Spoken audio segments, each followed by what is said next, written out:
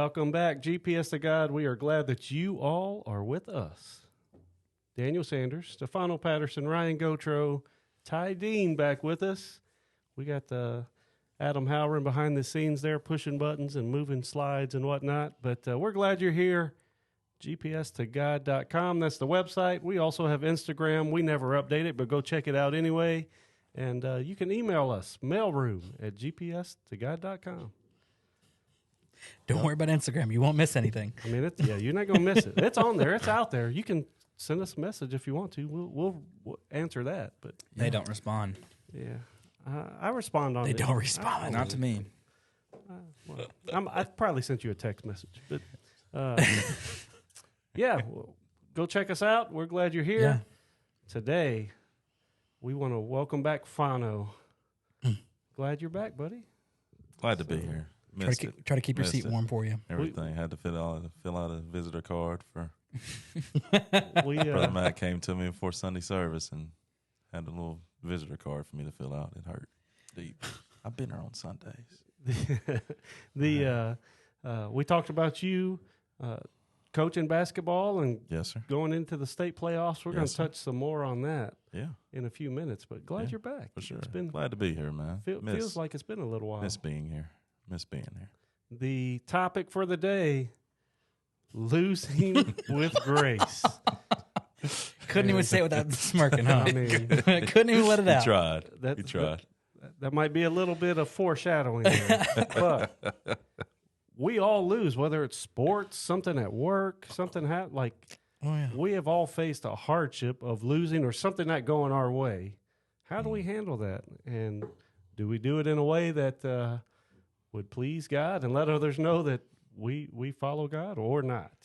So we're going to talk a little bit about it today. But, I mean, while we're on the topic, Stefano, I want to say. Lead off with this? Yeah, Yeah. I want to say Yes, sir. your team had a very good season. Did. And I'm going to steal a little bit of thunder because I'm going to throw out the stats you gave me. How many total losses did you all have on the season? We had 9. 9 total losses. 8 of those losses were to the top 4, the final 4 teams in the state. To me, that's impressive. That would be correct. That is, I mean, you That'd all be were a correct. very good team. They definitely overachieved, I thought. Overachieved, but it was good. It was a really fun group. There were 2 kids that are seniors that I've coached 5th, 6th grade, and then 10th, 11th, and 12th. So that was a kind of a bond there that made it, Yeah. equally as bittersweet or however you want to put it at the end. So And it'll so, be weird not coaching them. so the last game that you all lost that put you out of the Yes. playoffs, you only lost by like a couple points, right? Yeah, it was. I mean, I think it ended up being 8, Okay. 7, 8, something like that. So Which, from Played what I good. understand, was a great comeback anyways. it was a good game. It was a good environment. We lost to Notre Dame in Chattanooga, so they had a pretty raucous crowd. So it was a very cool environment for a high school basketball game. They had like a guy on a microphone, like hyping up the crowd and everything like that. So it was good. It was good. It was fun.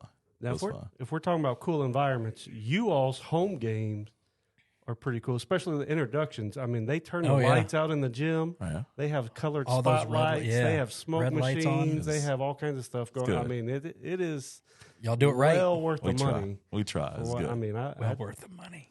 that is. I mean, I didn't have to pay to get in. Yeah, I knew we know. somebody. I knew somebody, but whatever it costs to get in, it's well worth the price of admission. Price of admission. Yeah. It was good. It was good. It was a fun year. It was good. We just added those little things and everything before, just for this year. So it was good. It was good. The smoke and all that stuff and the lights and everything. Thought the kids enjoyed it. That's the most important thing.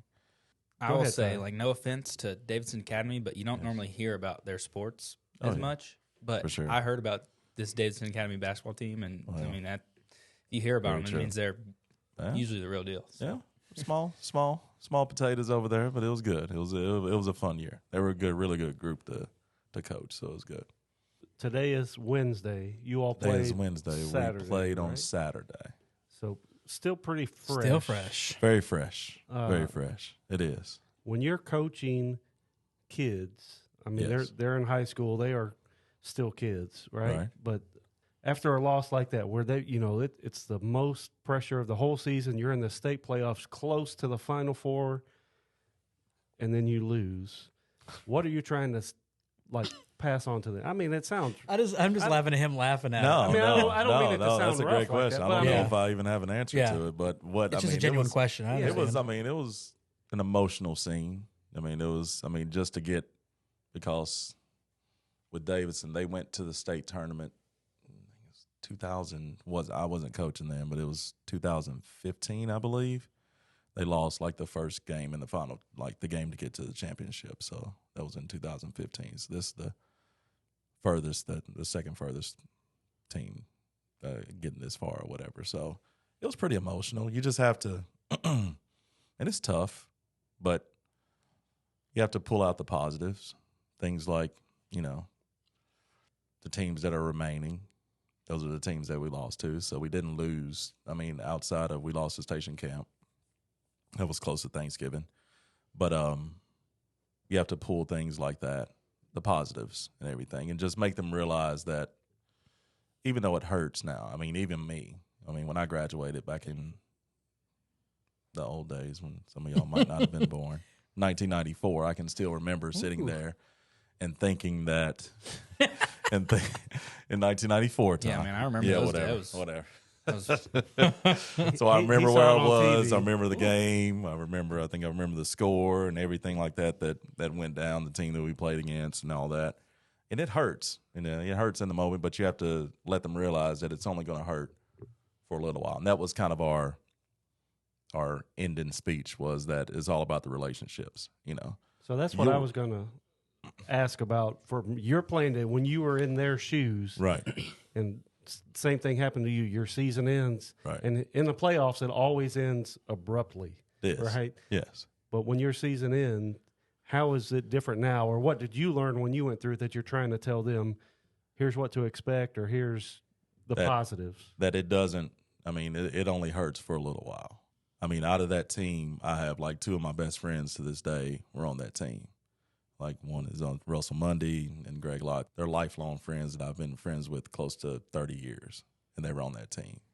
So it's all about the relationships and stuff. You might not, you're going to eventually get to the point, some people, unless you're a weirdo like myself, you'll forget the score, you'll forget who you played against, and whatever the things that happen in the game. If you score 20 or if you score 2, you're going to eventually forget those things. But those relationships that you build being on a team, those last forever. So, and it's tough. It's tough for them it's tough to explain that to, a 17, 18-year-old. I remember some of our coaches saying the same thing way back then, and I was like, yeah, he doesn't know what he's talking about. This is the end of the world. We lost. The season's over. What am I going to do? And all this stuff. It'll hurt, but it goes away. The most important thing is those relationships that you can carry throughout life, hopefully. So that's what we try to tell them. And, think of the positives. Nobody expected us to get that far except for the people in that locker room. Going into the season, I thought that we would be a good team, but nothing like that. That's the furthest I've ever gotten, either as a player or as a coach. So you just have to take those small positives with you. And it's so hard to look at those positives. Like you're saying, from the state championship game down to when I lost first round of district senior year in basketball, like that's not as big as, I remember every play from every possession in that basketball game. It's like I can't, but that was not an important, game. It was to me, it was my last game, but it's so hard to take away the positives because all I'm thinking about in the moment is, well, what if this happened, or what if that happened, or if I did this differently, it could maybe the outcome would have been different, you know. And it's just so hard. You're always focused on those negatives, so it's hard to find those positives in the moment. It is. I guess it just comes with age. As you get older, the most important thing is not a game; it's the relationships that you build and everything, and that's. Like I said, that's hard to explain. If I rewind back to my 16 or 17-year-old self, that would be hard to explain to me. So, and that's what I said. I was like, you're not going to understand this to those players. I was like, you're not going to understand anything I'm saying. Most of y'all might not even be listening to me. what this old man that played back in the 50s or 60s or whatever they think of me. What is he talking about? I don't understand. But one day you're going to hopefully look back and be like, I remember what Coach Patterson was telling me. So that's all you can hope for. So being an old man, did you ever get out there and practice and show them a thing or two? Like give them a little, give them a little I know piece. I know my limitations, so they probably don't think that but I mean, I never, I don't want to blow my other knee out or anything like that. Saturday mornings with what we do with the little 4-on-4, 5-on-5, sometimes full court. Those are my limits for these days, Daniel, as you know. All I know is we haven't played in a while, and it's gonna, if and when we come back, it's gonna hurt. It's I'm gonna trying The to. one time you go out there and you do that, what was the Disney movie? Was it Rookie of the Year in baseball with Dennis Quaid? No. was the name of that Rookie of the movie? Year is where he breaks his arm. Okay. Yeah. What's the movie with Dennis Kind Quaid? of holds it. Yeah. There's a movie where Dennis Quaid and he's in Texas. The and Rookie. Can. I Yeah. think The it's Rookie. just The That's Rookie. what it is. The Okay, I Rookie. know how Rookie. Yes. See, you could be that. You just show up and all of a sudden someone's watching you. You're hitting 3-pointers like it's going out of style. That's, All of a sudden you're in G League. No, I'm. I was playing. We were playing Gotcha. I think that was on Sunday night. No, No, Sunday, that was Wednesday. Sunday. Yeah, no, that was Sunday night. Yeah, Sunday Yeah, night. we were playing Gotcha probably for 5 minutes. And Until I got out first. My whole Hey, I had been running around for 45 minutes. I know with you kids. were. I was know. glad to be out first. my whole chest was like tightening up. Like I mean, you and Russell were playing for after a while. playing, it was no more than like probably 5 minutes. So I can't imagine even playing 4-on-4 on a Saturday morning. That's going to kill me. I just remember seeing Ty. He was number one, and he shoots, and he misses, and he doesn't run after it. He just went and jogged over the ground. He's like, "Please, Russell, make this shot." As soon as he made it, he just passed it and walked away. So Ty, when he came up here and sat down, he's like, "Thanks for inviting me on for this." Drag up a bunch of old memories. and Yes, stuff. yes. But you His said hurt was you said you lost in a state championship game, right? Yes. Yeah. For Senior year football? football. Yeah, senior year football. We lost in the state championship game.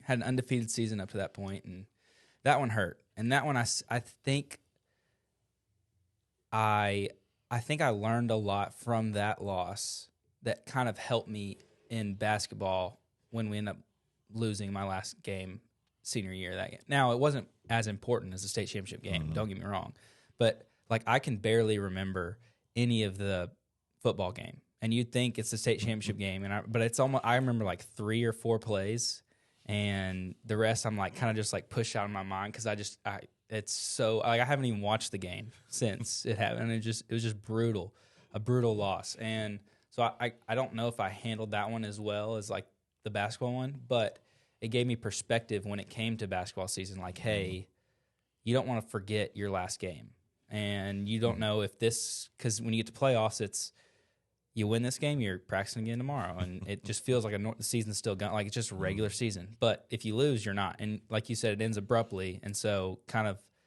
looking back at football, I mean, like, well, I don't remember much of the game. I remember the entire season, but not that game. And I would love to remember, even though we lost, I would love to remember some highlights of the game, you know? And so I think I took that into basketball season as the season progressed and as it got closer to the end. I was like, okay, don't take this for granted. And even though we did lose and it was a tough loss and it was a close game, and I'm still able to look back on it with fond memories, thinking, well, yeah, I left it all out there this time, and I did in football too. But I can remember those examples of the hard work that went into the game and just the dedication and what it took to get to that point, even though we still end up losing. I only have one memory of having something serious like that, and that was we were in a state championship too. But I don't remember it as serious y'all do because I was a freshman and I didn't see the field at all. So, but I remember like, man, this is what turf feels, because we were at MTSU, and I remember being mad because we only had enough in a budget to have turf shoes for the starters, so I didn't get turf shoes. Like I had different reasons, but it wasn't anything serious. So did you have that like The same. Were you hurt when the game was over, or were you like? I was hurt because I knew that our team made it that far and that we established something, but at the same time, like I think it would have felt differently if I was actually on the field or if I was doing something more important than making sure I wasn't past that white line. Get a penalty for the rest of the team. I think part of it too, why it's so hard and is because of all the work and time and commitment that's put into the time leading up to that point of the loss. When you have that much hard work and dedication, and they say it all the time, it's cliche, like blood, sweat, and tears. Well, it literally is. I mean, blood, sweat, and tears, and it just hurts that much more knowing, and then you go back to thinking, well, like I said earlier, like, what if I had just done this a little bit better, or what if this had changed, and you can't look at the what ifs. You kind of have to move on from the what ifs and look, well, this is the outcome. This is what happened. How do I deal with it going forward? And like Stefano said, maybe that just takes time to realize. But yeah, it's difficult. It's hard. Yeah. So we're using a lot of sports analogies because I'm surrounded by athletes here. But how do you translate that from a sports example into something else? Into another part of life, work or family or God, your relationship with God. Have you all ever thought about that the crossover or learning a lesson from sports and applying it somewhere else? Play the Jeopardy theme there, Adam. I mean, you probably do and don't even think about it, right? Technically, you fail every day. I feel like you try to do your best. You try to be perfect because that's what we're asked to do. But there's gonna be sin that comes in your life. There's gonna be things where you fail every single day, and it's just you got to be able to. It's not the end of the world. Let pray about it. Go to the next thing and do better. I mean, Ty is just starting out in his professional career. So he may not have faced a lot yet in that. But you guys ever faced anything at work that was super tough? Anybody ever been fired from a job? No. Well, I was Adam, going to you say, ever been fired from a job? I got fired once from Hardee's. I was in 10th grade. Did you earn it? Hardee's. Oh, did I earn it? Yeah. I just didn't go. I mean, it was firing/quit. I was just like, I ain't coming back, man. I'm not. I got asked one time to go look for other jobs. Nice. And that's how I got to the job I have now, because they didn't have enough for me to do, and they didn't want to pay me just to sit there. So instead of firing me, they I think you should take some PTO and go look for other things. Yeah. Well, check to see what your opportunities are.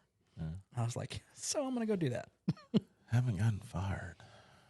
I probably would have, because there was out of college I worked at a civil engineering firm, and I was the last person that was hired in, and they were going to merge with another company. That's what started my That's a tough situation. hotel situation career. But I called when that I was going to be probably the first man out once the merge happened, that everybody wasn't going to survive this merge. So I went ahead and You read the tea leaves. went ahead and moved on. And then I heard after that there was 3 people before I got hired got just axed once they merged. So I would have been a casualty of that if I would have stayed. But I got out before. So your kids, we'll go back to sports for a minute, are just starting to play. Really, they played for a little bit, but just starting to play. Mm-hmm. How do you kind of teach them to handle? Because right now everything is. It doesn't matter if it's playoffs, regular season, like the first game of the season. If they lose or they strike out, if it's baseball, whatever happens, it's the end of the world. How do you kind of? I have a month to figure that out. Teach them that. I have a month to figure that out. How do you teach your kids to handle that disappointment? Well, mine are probably a little young to kind of, Grant, for instance, last year, we would have to, tell him, he'd always, kind of ask, we win that? We lose? And then with him, he was 3 at that time, so I could just tell him, well, yeah, we lost that one, but we have another game on Saturday. So it's just, for him, it's just another opportunity to play. It doesn't matter about the result, even if we win or lose. He just wants to know when he can, like, play again. He has the same outcome regardless of the he's going to W or L. have the same. I mean, he just now for Upward when we had our last game. He was like, he asked at the end. I was like, he said, "Dad, did we win?" I was like, "We might have. They're not keeping score. We might win." He was like, "Okay." I was like, "But this is the last game," and then he just like melted. I mean, putting the uniform on is a big deal, right? Yeah. At that age, it's just like, I'm a real player. You Yeah. see this uniform? Like, I have a feeling I'm on the team. Lily hasn't gotten anything like that before. I mean, she's gotten a uniform for cheerleading, but I don't think she really like. She liked it and she cared about it, but as far as like having that real like I'm ready to do this, I don't know if it's there yet. Yeah. Now with soccer, I think it's gonna be different just because she cried for about 15 minutes straight when we couldn't practice on Monday because it rained out. Oh, wow. So I'm curious how that's gonna come out. I think What it's about- hard Yeah. to. That's a hard thing to teach. You almost have to experience it and then be taught in the outcome or the follow up of the experience. Have some guidance. Yeah. Yeah. Because, I mean, like Stefano was saying with his team, he can tell them, like, look, guys, it's about the relationship stuff, but you're in the, like, In the right moment. after it, you're in the moment. You can't let that go. And so having some time to look back and reflect, and then you can, if there's a coach or a parent or who can help you and guide you through those emotions of losing or not getting what you wanted or why did this happen? You can look back and say, well, I handled that well, I didn't handle that well, but luckily I had someone who was able to kind of guide me through that. Your entire family is super athletic. Your dad was athletic. You have two. Family of champs. Yeah, exactly. Two sisters who are both athletes. You have a younger brother who's still in school who's an athlete. Do you remember your dad coaching you through exactly what you said, like win, loss, whatever, giving you advice or kind of telling you what to expect? Yeah, I wouldn't be able to like pinpoint an exact moment, but I know he did because obviously he used examples from his own, time in sports and basketball and whatnot. Actually, I do have one particular example where I didn't handle it so well.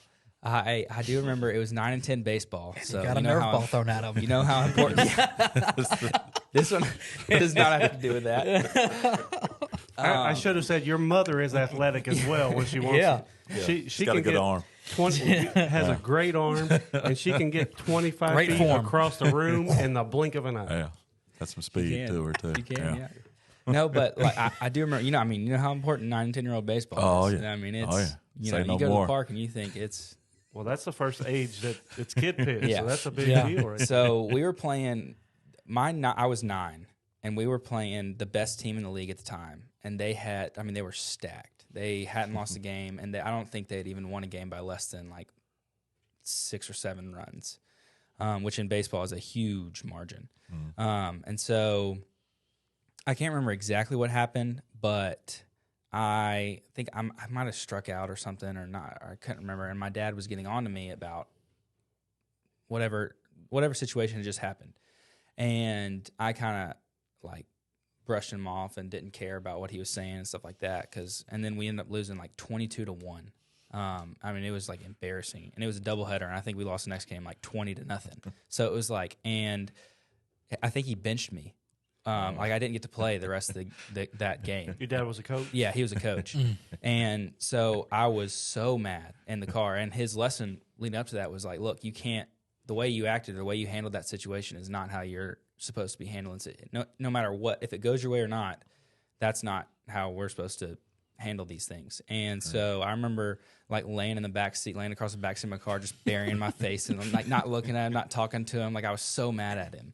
But looking back, he taught me like, yeah, look, that's like, even when things don't go your way, you have to take it head on. You can't just sulk and pout and, oh, that's too bad for me. Like, no, I mean, things are going to go wrong and I'm going to lose some here and I'm not going to get the outcome I wanted here. But what matters is how you react to that. Because other people see that. I mean, that transcends sports, right? Into everything else. Other people are going to see how you respond, and how you carry yourself through that distance. That's the hardest. Anybody can win Yeah. and be happy and stuff, but when stuff doesn't go your way, when you lose or something goes against you, how do you handle yourself? That's the tougher part. You say you point at me and like, oh, your family's a family of athletes, and you said family of champs, right? Well, let me give you a little secret here. Okay. My dad lost in the state tournament in basketball when he was in high school. I lost. I made it to the state championship in football, and I lost. So he was able to kind of help me. I guess you said guide me through that. Like, listen, I know it's terrible. It sucks. It's like. Are we allowed to say sucks on this podcast? Yeah. Can edit that. Sorry, Mom. There's probably been worse things that have been edited out. So. Sorry, Mom.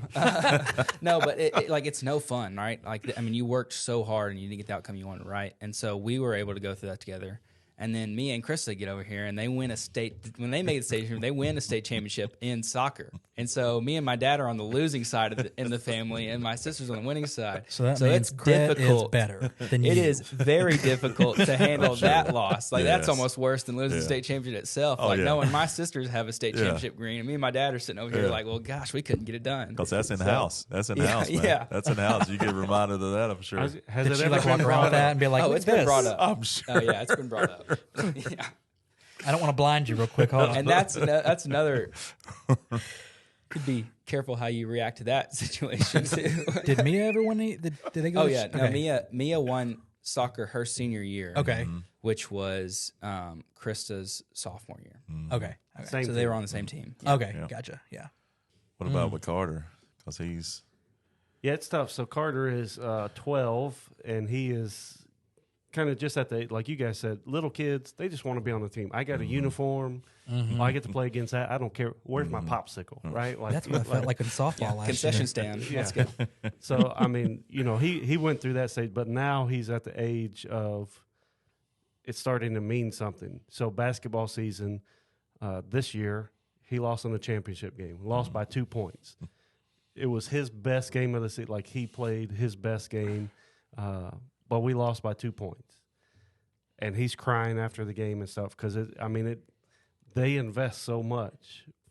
Football, he didn't. So he played for school. This is his first year being on a school football team, and he was a 7th grader. He didn't play a lot, right? He's the youngest guy out there, and he's big, but he's not as big as the guys that are older than him. So he didn't play a lot in football. He played some, but he wasn't, like Ryan said, when you're not out there, it's you're just trying to make it through practice every day, really.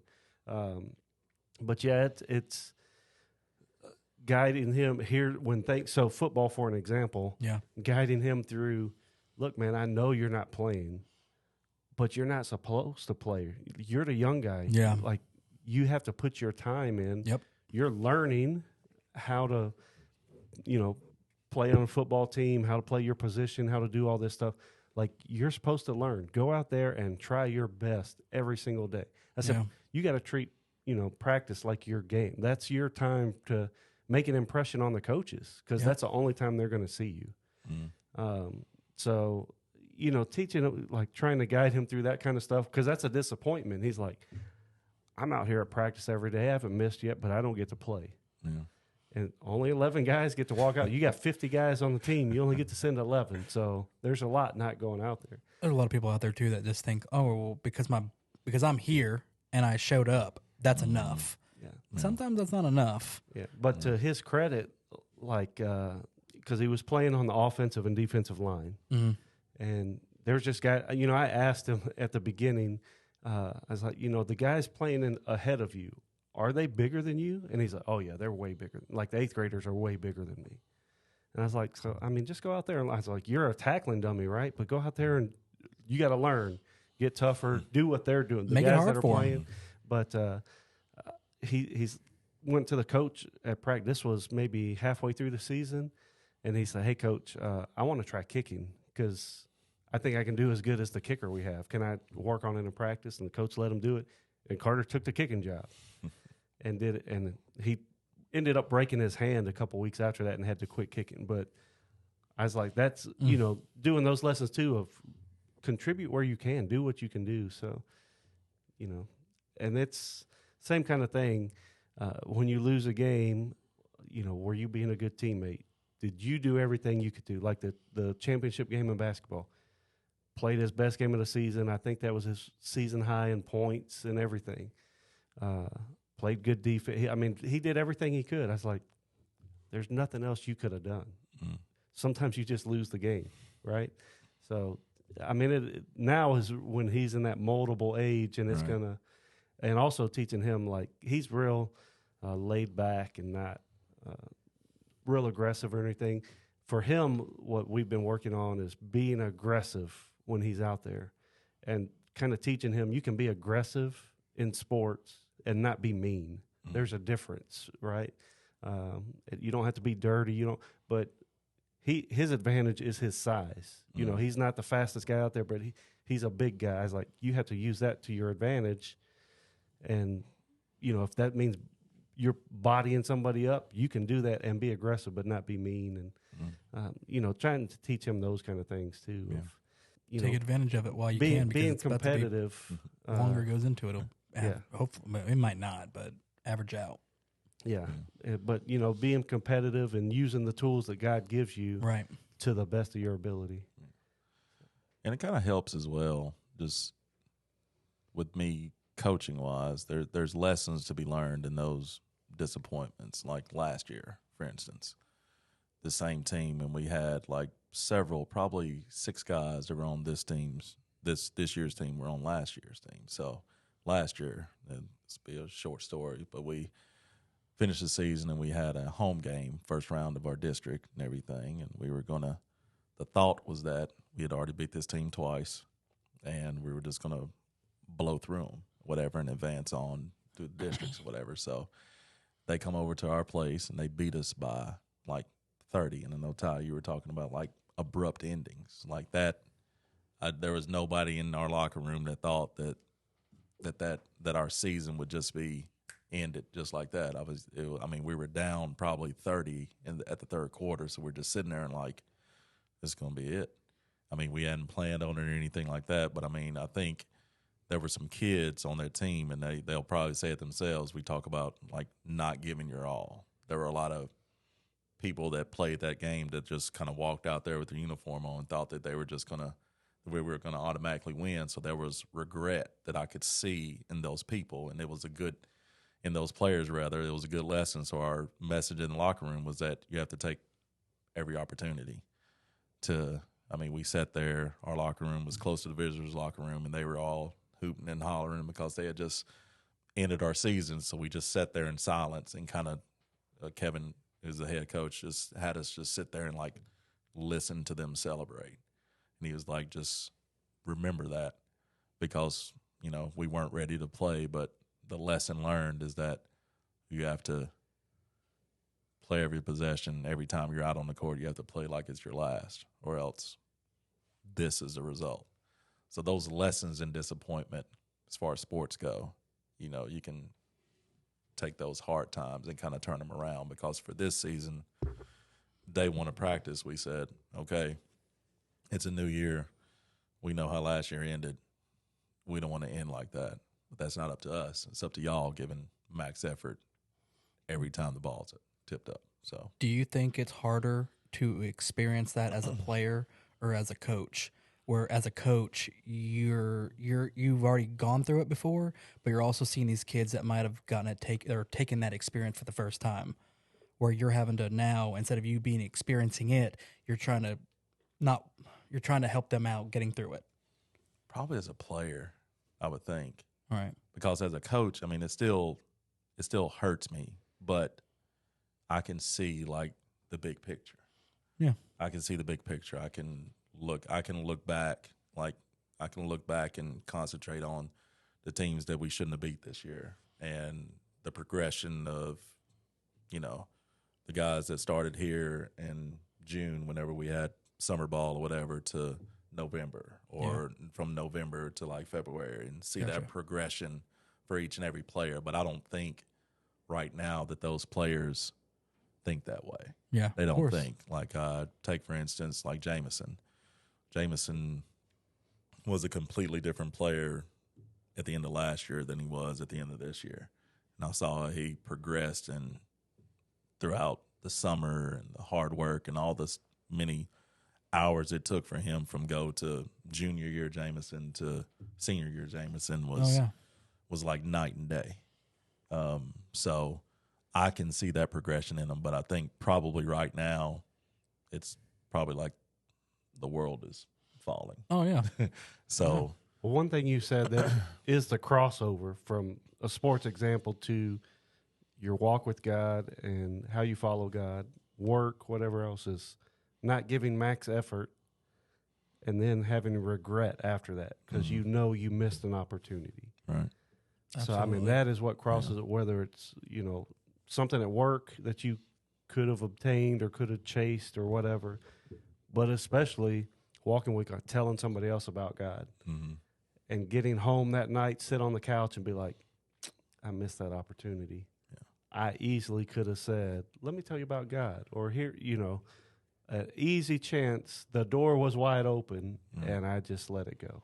Yeah. I mean, I think that's the crossover, having that determination and, it's a desire, it's attitude, but, not missing those opportunities and taking advantage of, not just going through the motions. You got to be intentional with it. Yeah. I think it's all about learning from your losses. Like what I'm hearing us say is like, you can sulk and you can pout and you can whine about, well, this didn't go my way, or this wasn't what I wanted. And it's very selfish to look inward. Absolutely, like, yeah. Obviously, it's okay to have a little bit of that, right? Or else you wouldn't care, right? Or you just brush it off. Right. But if you don't take those losses and think about, okay, there's a lesson to be learned here. Like you were saying, if I missed that opportunity, well, next time I'm able to look for more opportunities. Next time I might see 2 opportunities, whereas the first time I only saw one that I didn't take advantage of.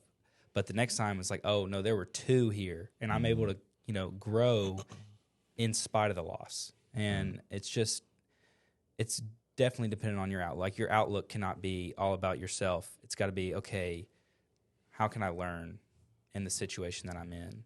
Right. And just how can I grow through that? For sure. And I equate that, just from sports analogy to family analogy. Like I take just Lori and I having kids. Like we got married in 2009.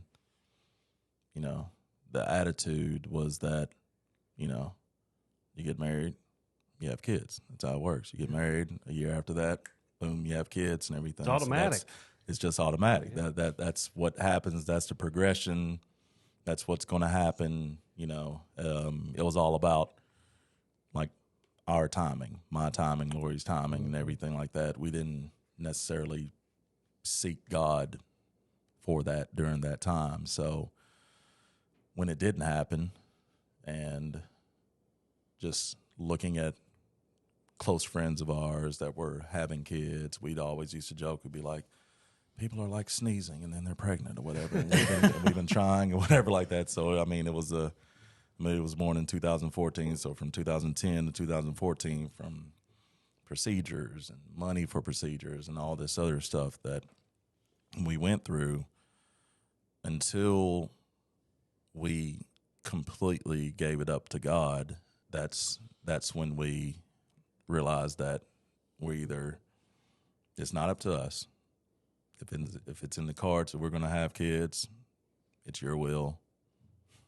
If we don't have kids, it's your will. Until we both had that mindset, that's when we noticed a change, not only in ourselves and our marriage, and it drew us closer together, but it's just a reminder, a constant reminder. And I would love to say that after all that went down, I was completely changed and everything's about God's time. I'm still a selfish person. I am. But that's the one lesson that I can draw from that is that until we completely let it go and let it be in God's hands, it was causing us to be further apart. Isn't it funny how that happens? I mean, funny is not the right word, but we get hit rock bottom or close to it in whatever situation. Right. We finally turn it over to God. Right. He carries us through, and a lot of times better than we even wanted. Right. Yeah. And then it's like, oh, it's all about me again. Right. I'm back in charge. Right. I'm back, baby. Right. Like, It's and then we go through that same cycle again. sure. It's like, why am I so stupid? Yeah. Like, why am I not? I was gonna say, why shouldn't we just, instead of being like that, like, oh, I'm back in charge. Oh, that was that was a close one. Why wasn't it more of like, man, if I would have just stopped what I'm doing right. and just laid it out there for him to take care of it, it probably would have been taken care of already. Right. But we work harder to make sure it's on us. Right. So we're going to roll it back to sports for a second. I mean, we worked for 40 minutes to get off of sports into real examples. But We just got there. I mean, I was about to bring up. We were doing so Job. good. I I gave was about one. to bring up Job. I I was gave gonna, one. I mean, Gave golly, we were. Well, I mean, if you want to bring them up, bring them up. but we got to, since we're on the humble train here, we got to roll it back to Ty being humble. I think you were probably out of school playing softball, so adult men's league softball. Your first season, your dad is in the bleachers behind you. I'll let you tell the story. Yeah, he loved my First of all, when month was and a this? half of- So I wasn't even playing yet. So I remember this story. I think. This was. I think I got told this a couple times. I can't remember when this was. I think Ty I was is a great literally- athlete. Let's say that again. We said it earlier. That he but is. That he Exceptional is. athlete. Yes. Ty is Just picks it up Oh and my does gosh. just wonders with it. Very Not true. the first month. So softball, I have, like you said, and I'm not trying to brag, but I've always been very, I'll brag for you. He's great. very exceptional when it came to sports. And like you said, like Ryan, you said, it just came naturally. Like anything I picked up, a football, basketball, baseball, it was always natural. Except when it came to softball, I was like, I thought it would transfer over super easily, like right from baseball right into softball. I mean, it's slow like pitch. I mean, a They're guy's throwing lobbing it it up under, there. lobbing it. It's tea time. Let's go. It's 40 and 50-year-old men trying to throw me out on the bases. Like, ain't no way. You got a guy at third base with knee braces like on. this is. I see y'all playing out there. And I'm like, my gosh, yeah, you can hit the ball far, but yeah, they're throwing it 20 miles an hour. Of course, you can hit the ball far. Anybody could hit the ball. So I get out there, and the first practice, I didn't hit a pitch. I mean, I didn't even make contact. Like, I mean, and I probably went through 2 whole buckets of ball, and a bucket was probably 40 balls. Almost 100 balls that I went through, and I couldn't even make contact. And they were trying to teach me things, and I was like, it doesn't matter what you say right now, I'm not going to be able to hit this ball. I don't know what it was. In my mind, it was, baseball is coming in so fast, the timing difference of a swing and a softball swing, it's a little bit different swing too. The timing is so much different. It's just more difficult. And some people can maybe catch on, but I could not catch on for a whole month. I mean, and so 3 practices went by, and I still had not made contact. Then we get into games, and I'm swinging, and I'm just swinging and missing, like whiffing. Like, I mean, it is. And they're putting me in leadoff because I'm the fastest, and I'm like, the leadoff's getting up there and just striking out.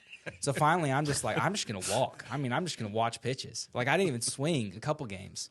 So my dad is loving it because, like, his whole life, he's seen me do very well in sports.